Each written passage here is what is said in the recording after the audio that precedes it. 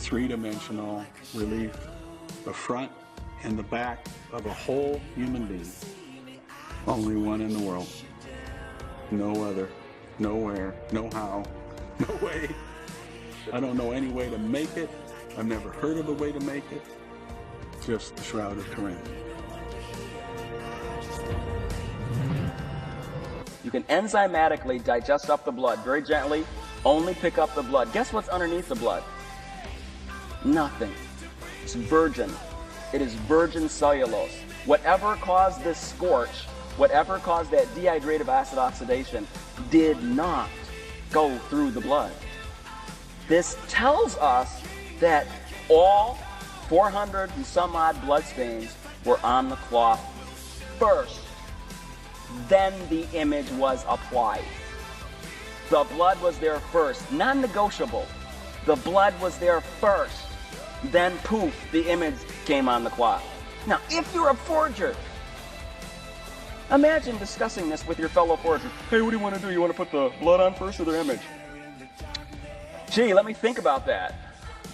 All right, how are we going to know where to put the blood until we get the image together? Oh yeah, why didn't I think of that?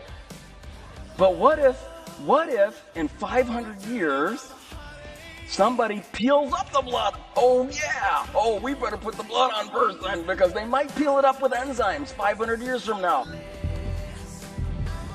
Then there was the ultraviolet fluorescence photography that revealed one more incredible clue hidden from the naked eye. You can visually see these serum stains around the blood stains that were never visible until our team photographed the shroud with UV fluorescence photography approximately 2,000 years after this man ostensibly was killed. Serum is the liquid component of blood.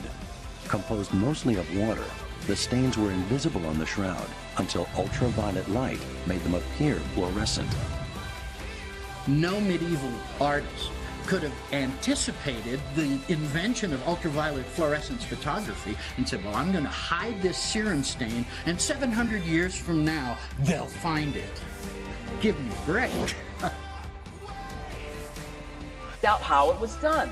Now, if you take a look at some of the anti-shroud websites, they say things like, oh, there are a bunch of pseudoscientists that went over and did this.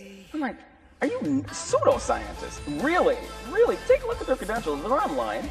Okay, these are the people who are in charge of they're making our nuclear weapons, and they're monitoring our space program. All right, those are pseudoscientists? Seriously? Okay, these are people from our, that's absurd. That's absurd. They didn't go over there to prove that the Shroud of Turin was proof for the resurrection. Okay, that's not what they went there. They went over there to figure out what caused it.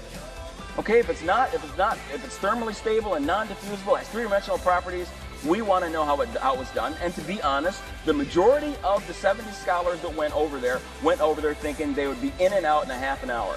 They would figure this thing out and go home. And yippee, they get to go to Italy. I mean, that's how they thought of it. Seriously, it was a little vacation for them, and they were looking forward to it. They did not expect what they found. Okay?